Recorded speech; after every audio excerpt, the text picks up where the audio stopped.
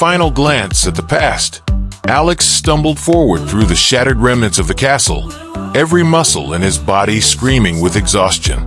Behind him, the once imposing structure of Bran Castle crumbled, its towering spires collapsing into jagged heaps of stone and debris. The earth beneath his feet trembled with each successive collapse. But Alex didn't stop. He couldn't. He paused only for a moment to look back. The glow of the bloodstone, once an oppressive red hue that dominated every shadow, was gone. In its place was darkness. Not the malevolent kind that pressed against his soul, but the ordinary, hollow darkness of an empty sky. The air, once thick and suffocating with the castle's ancient power, now felt lighter, clean. The oppressive hum of the bloodstone had vanished, leaving only the sound of the castle's final groans of surrender to time and destruction. But the silence unnerved him just as much as the noise had. "Is it really over?" Alex whispered to himself, his voice hoarse and trembling. No answer came. The ruins behind him were silent. The forest beckons. The castle's walls had crumbled outward, spilling debris down the rocky hillside. Alex carefully picked his way over the jagged stones, slipping on loose gravel as he descended toward the forest below. His breath came in short, sharp gasps, each inhale scraping against his lungs like sandpaper. The jagged cut on his arm, where he had offered his blood to the altar, throbbed painfully. Blood soaked the sleeve of his jacket, sticky and warm against his chilled skin. He pressed his hand against the wound in an attempt to stem the flow, but his fingers came away slick with crimson. The forest loomed ahead, its skeletal trees swaying in the faint breeze. The path back to the woods was uneven, littered with rubble and splinters of wood from the collapsing structure. But Alex kept moving, his legs trembling with the effort. Every step felt like an eternity. The trees welcomed him with an eerie stillness, their barren branches creaking faintly in the wind. For a moment, Alex thought he saw movement among the shadows, figures lingering at the edge of his vision. He stopped, his heart racing, but when he turned to look, there was nothing. "Just keep going," Alex muttered, forcing himself forward. The weight of survival. As the castle's ruins faded into the distance, Alex collapsed against the base of a tree, his body too weak to carry him any further. He sat there for several moments, staring up at the dark canopy above, his chest rising and falling with shallow, uneven breaths. The events of the night replayed in his mind. The shadow creature, Anna's sacrifice, the destruction of the bloodstone. He felt a deep ache in his chest, not from the physical injuries, but from the weight of everything he had lost. Anna's face flashed in his mind, her fierce determination, and the fleeting warmth of her ghostly touch. She had given everything to help him escape, and now she was gone, her spirit consumed in the act of breaking the bloodstone's curse. "Thank you," Alex whispered, his voice breaking. He clenched his fists, his nails biting into his palms. He had survived, but at what cost? The castle was gone, its darkness extinguished, but the scars it had left, both on his body and his mind, would remain. The forest was silent now, the unnatural whispers that had once plagued his thoughts conspicuously absent. The oppressive weight that had lingered in the air since his arrival was gone, leaving behind a void that felt almost as heavy. Signs of the castle's grip. Alex glanced at his surroundings, the moonlight filtering through the sparse branches above. Though the castle was no longer visible, its presence still lingered in subtle ways. The forest floor was littered with blackened patches of earth, and the air carried a faint metallic tang, as though the land itself had absorbed the bloodstone's corruption. He struggled to his feet, leaning heavily on the tree for support. The forest path stretched ahead, winding through the twisted trees like a serpent's trail. He didn't know exactly where it led, but it didn't matter. All Alex wanted now was to leave. As he walked, his thoughts drifted to the diary he had found in the hidden room, now buried beneath the castle's ruins. Its words had guided him, unraveling the mystery of the bloodstone and the castle's cursed history, but they had also condemned him. Was it worth it? He asked aloud, his voice echoing faintly among the trees. The forest, of course, offered no answer. The shadows persist. Despite the silence, Alex couldn't shake the feeling that he was being watched. The hairs on the back of his neck prickled, and he glanced over his shoulder every few steps, expecting to see something, or someone following him. But the path behind him was empty. The memories of the shadow creature lingered in his mind, its glowing red eyes and jagged claws etched into his thoughts like scars. Even though it had vanished when the bloodstone was destroyed, Alex couldn't help but wonder if it was truly gone. He tightened his grip on the talisman still hanging around his neck, its rough edges digging into his palm. The village seer had given it to him as protection, but now it felt like little more than a reminder of everything he had lost. The edge of the forest. After what felt like hours, Alex reached the edge of the forest. The barren trees began to thin, giving way to a rocky clearing bathed in the pale light of the rising sun. The sight of the sunrise filled Alex with a strange mixture of relief and despair. He had survived the night, escaped the castle's grip, but the world around him felt irrevocably changed. The village lay in the distance, its rooftops barely visible through the morning haze. Alex took a shaky step forward, his legs nearly giving out beneath him. As he walked, the weight of his ordeal pressed down on him, each step a reminder of the horrors he had faced. A moment of reflection. Reaching a small outcropping of rock, Alex stopped and sank to the ground, his body too weary to continue. He stared out at the horizon, the rising sun casting golden light across the landscape. For the first time in what felt like an eternity, Alex allowed himself to breathe. The bloodstone was gone, the castle was gone, and yet the scars remained. He reached into his jacket pocket and pulled out the talisman. The rough wooden charm was warm to the touch, its surface stained with his blood. Alex stared at it for a long moment before slipping it back into his pocket. "I'll carry you with me," he murmured, his thoughts drifting to Anna. The beginning of healing. As the sun climbed higher into the sky, Alex forced himself to his feet and continued walking. The village grew closer with each step, its simple houses and narrow streets a stark contrast to the nightmare he had left behind. He didn't know what he would tell the villagers, or if they would even believe him. The bloodstone, the castle's curse, and his sacrifice, they felt like fragments of a nightmare, too surreal to be real. But Alex knew the truth. He had lived it, and though the scars would never fully heal, he was determined to carry on, to honor Anna's memory and the countless lives lost to the bloodstone's insidious power.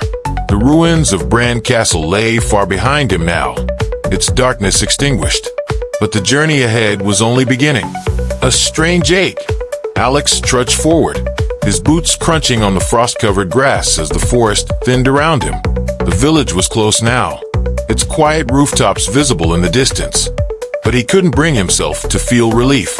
His body was racked with pain, deep, bone-deep aches that pulsed with every step. His injured arm throbbed mercilessly. The makeshift bandage he had wrapped around the wound stained with dried blood. The deeper he moved into the open air, the more the wound seemed to burn. He stopped at the edge of a narrow stream that cut through the forest, its waters trickling softly over smooth stones. Kneeling down, Alex dipped his good hand into the freezing water and splashed it over his face, gasping as the cold bit into his skin. But the momentary relief was short-lived. A sharp, stinging pain lanced through his injured palm, forcing a hiss from his lips. He unwrapped the blood-soaked bandage, his breath hitching as he examined the wound more closely. The cut should have been a clean line, but the flesh around it was discolored, darkened veins radiating outward like tendrils.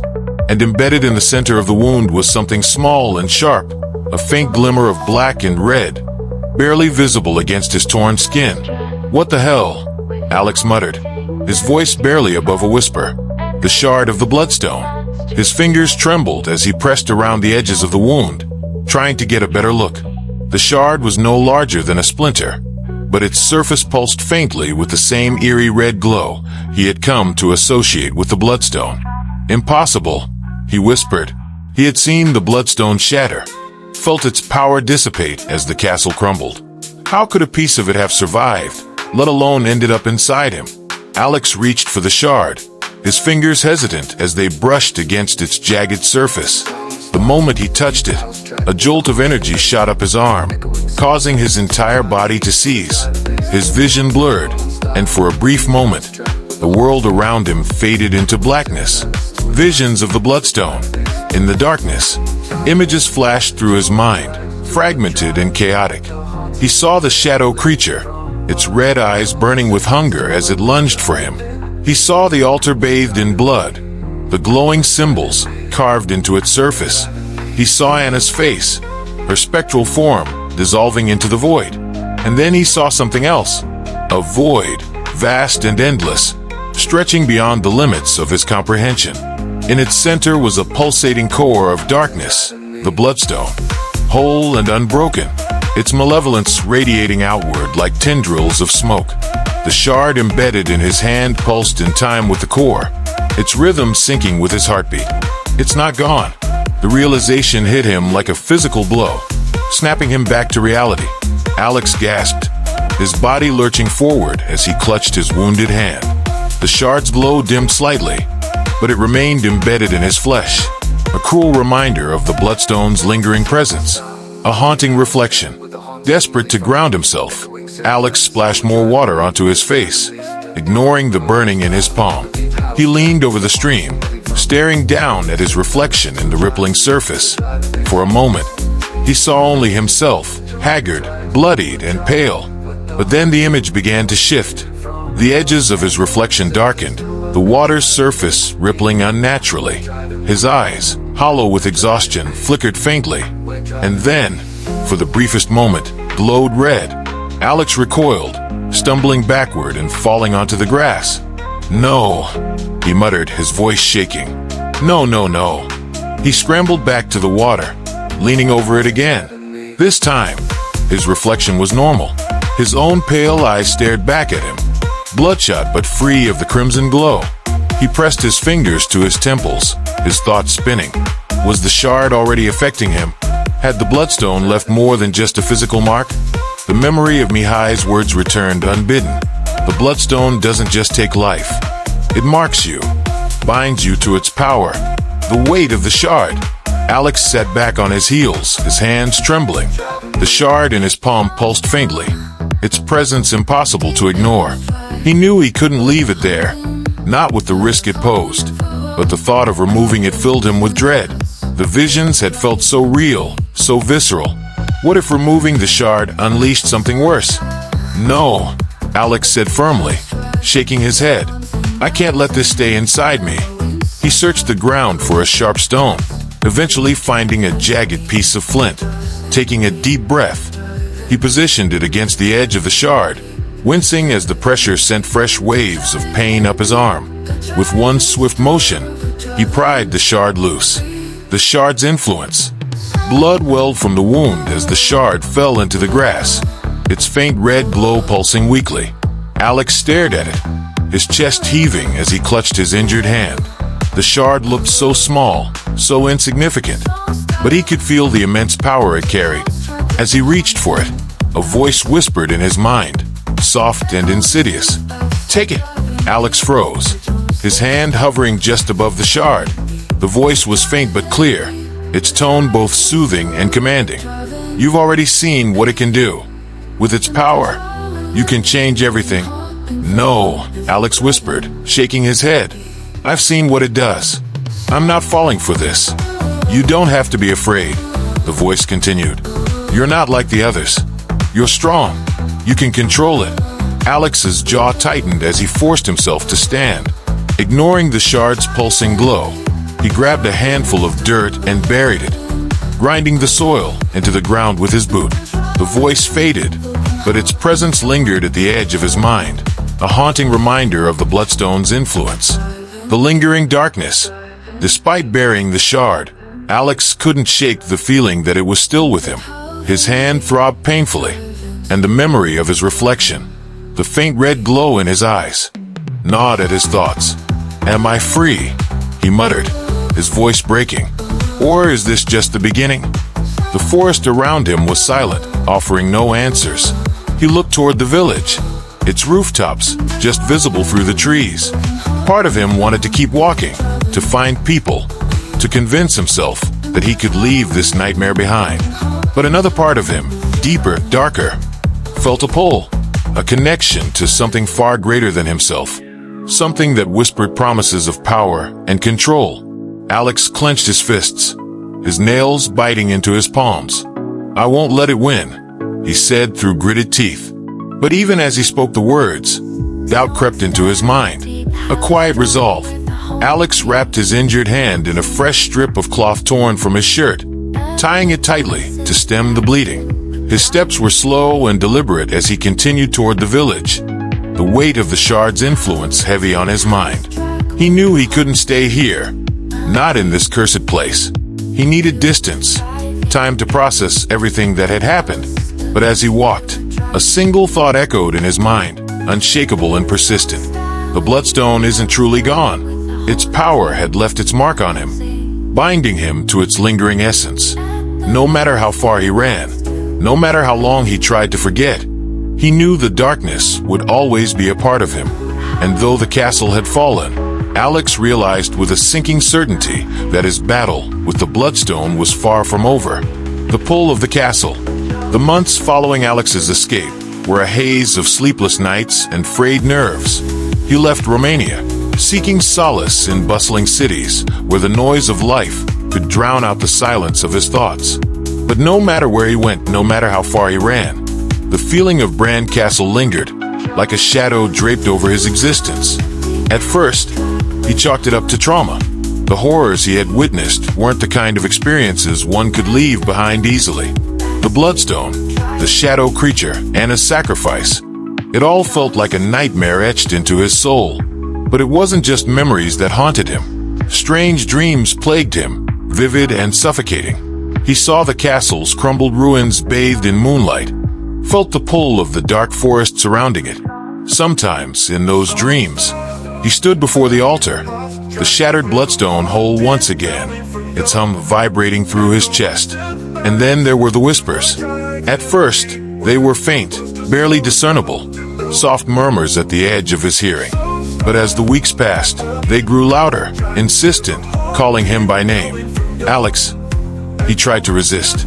He buried himself in work, surrounded himself with people, anything to escape the voice. But the harder he fought, the stronger the pull became. One night, after a particularly vivid dream in which he saw himself walking through the halls of Bran Castle, his reflection in the cracked mirror glowing red, Alex woke with a start. The words left his lips before he could stop them. "I have to go back. Return to the ruins." The journey back to Bran was unsettlingly familiar. The winding roads through the Carpathian Mountains, the fog-shrouded forests. It was as though nothing had changed. But Alex had changed. He was thinner now, his face gaunt, and his eyes shadowed by exhaustion. His injured hand still bore the scar from the shard of the Bloodstone he had removed, but the wound throbbed as though it had never truly healed. The village at the base of the mountain was quiet when he arrived. The locals eyed him warily, as if they recognized him, or perhaps they recognized what followed him. "You shouldn't go back there," an old man muttered as Alex passed him. "The castle is dead. Let it stay that way." But Alex ignored the warnings. He couldn't stop himself. The path to the ruins was overgrown, nature reclaiming what had once been the castle's domain. The air grew colder as he ascended, the trees around him dark and oppressive, their skeletal branches clawing at the sky. When he reached the top of the hill, he froze. The ruins of Bran Castle loomed before him, just as he had left them. The once proud structure was now a crumbled shell, its towers reduced to jagged stumps and its walls collapsed inward. But the sight of it sent a shiver down Alex's spine, as if the castle itself was watching him. The pull of the altar. Alex stepped through the ruined archway, his boots crunching on loose stone. The air inside was heavy, carrying a faint metallic tang that reminded him of blood. The path through the ruins was eerily familiar, as though he had never left. His footsteps echoed in the empty halls, the sound swallowed by the oppressive silence. Without meaning to, Alex found himself descending toward the lower levels of the castle, the place where the sacrificial chamber and the altar had once been. He hadn't intended to go there, but his body moved as if guided by an unseen force. When he reached the chamber, he stopped short. The altar, though cracked and broken, still stood at the center of the room. The carved channels in the floor were filled with dust and debris, but Alex could see faint traces of the glowing symbols that had once burned so brightly. And in the center of the altar, where the bloodstone had been destroyed, was a faint red glimmer. Alex's breath caught. He stepped closer, his heart pounding as he reached out with trembling fingers. The red glow pulsed faintly, as if in response to his presence. The curse revealed. As his hand hovered over the faint glow, a familiar voice echoed through the chamber. "You've come back." Alex spun around, his eyes darting through the shadows. The voice was unmistakable, Anna's voice. But the chamber was empty. "You can't escape it," the voice continued, soft and mournful. "You're bound to it now, Alex. Just like I was." "No," Alex whispered, shaking his head. "I destroyed it. The bloodstone is gone." "Not entirely," Anna's voice replied, drifting through the air like a ghost. "A part of it lives on, and so do its secrets. The castle chose you, Alex. You've felt it, haven't you? The pull." Alex clenched his fists, his nails digging into his palms. "No, I won't let it happen. I won't stay here." "You don't have a choice," Anna said gently. "The curse has already bound itself to you. The castle needs a keeper, and now that's you." The weight of responsibility. Alex sank to his knees, the weight of Anna's words crashing over him like a wave. He had fought so hard to destroy the bloodstone, to free himself from its grasp, only to realize that it had never truly let him go. The whispers that had plagued him for months now made sense. The visions, the dreams, the pull back to the castle. It had all been leading to this moment. "You mean I'm trapped here?" Alex asked, his voice barely audible. "The castle doesn't trap you," Anna's voice replied. "It binds you. It makes you its guardian, its protector. The secrets you uncovered, the darkness you destroyed, they're not gone, Alex. They're waiting, and it's your burden to ensure they stay buried." "But why me?" Alex shouted, his voice echoing through the chamber. "Why not someone else?" "Because the castle chose you," Anna said simply. "And it never chooses wrong. A keeper's duty." The faint red glow on the altar pulsed again, drawing Alex's attention. He reached out hesitantly, his fingers brushing against the cold, cracked surface of the stone. The moment his hand made contact, a rush of images flooded his mind. He saw the castle's past, its dark rituals, its blood-soaked history. He saw the lives of the keepers who had come before him, each one bound to the castle's will, their lives consumed by its secrets. And he saw himself, standing alone in the ruins, watching over the castle as the years passed.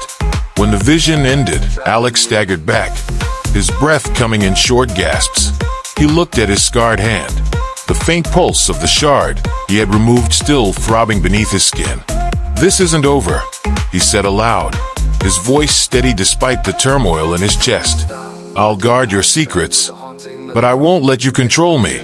The chamber was silent, but Alex felt the castle's presence around him, a cold, watchful force that seemed to acknowledge his words. Acceptance and resolve. As the sun set behind the mountains, Alex stood at the edge of the ruins, staring out at the dark forest below. The whispers in his mind were quieter now, no longer demanding but ever present. He had become what he had fought so desperately to destroy, a keeper. But Alex wasn't the same man who had stumbled into the castle all those months ago. He had faced its darkness, survived its horrors, and emerged stronger. "I'll guard your secrets," he repeated, his voice firm. "But I'll find a way to end this." "Forget," the wind whispered through the ruins, carrying with it a faint, mournful echo.